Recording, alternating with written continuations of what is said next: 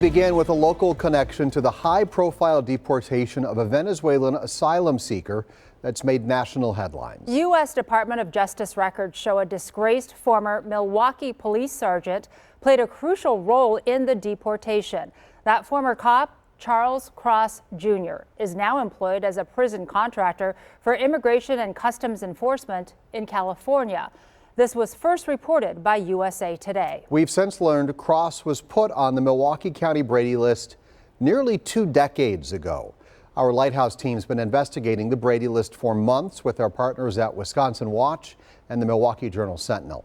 The Brady list tracks officers with alleged credibility concerns due to accusations of past crimes, untruthfulness, and other integrity concerns. Our Lighthouse journalist Ben Jordan reports on Cross's involvement as questions swirl about how he was given authority to help send a Venezuelan man to a notorious prison without due process.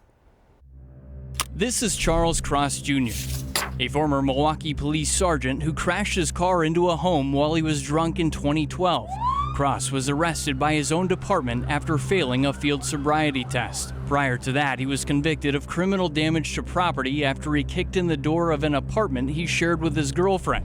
The misdemeanor offense landed him on Milwaukee County's Brady list. That means the district attorney's office believes Cross's credibility is a concern that would have to be disclosed to defense attorneys if he were called to testify as a witness in a criminal case. Despite Cross's Brady list inclusion, U.S. DOJ records show Cross was hired as a facility investigator with CoreCivic, a prison contractor with the U.S. Immigration and Customs Enforcement, known as ICE. This DOJ report shows Cross's investigation helped lead to the deportation of a Venezuelan immigrant named Andre Hernandez Romero due to these tattoos of crowns on his arms. The DOJ report, signed by Cross, says the crown has been found to be an identifier for a Tren de Aragua gang member. DOJ documents show detainee Hernandez Romero stated that he is not a member of any gang. He's an artist. His family backed that claim in an interview with NBC News. I just cried. Hernandez Romero's mother says she hasn't heard from him in weeks, and she cries worrying about her son.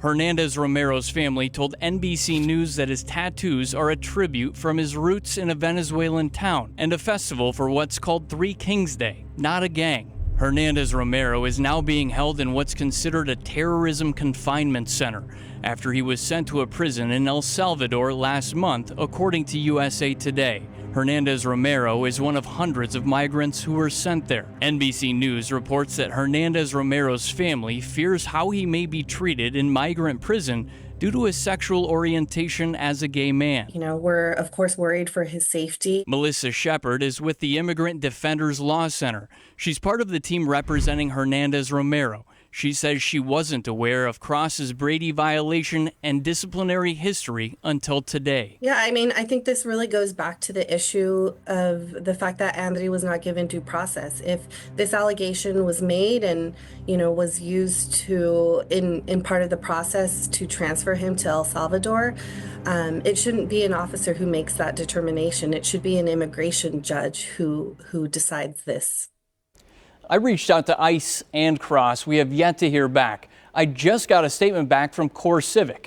The private contractor tells me Cross received a thorough background check prior to being hired. CoreCivic went on to say it does not enforce immigration laws, arrest anyone, or have any say whatsoever in an individual's deportation. Steve and Susan. Ben Jordan, thank you.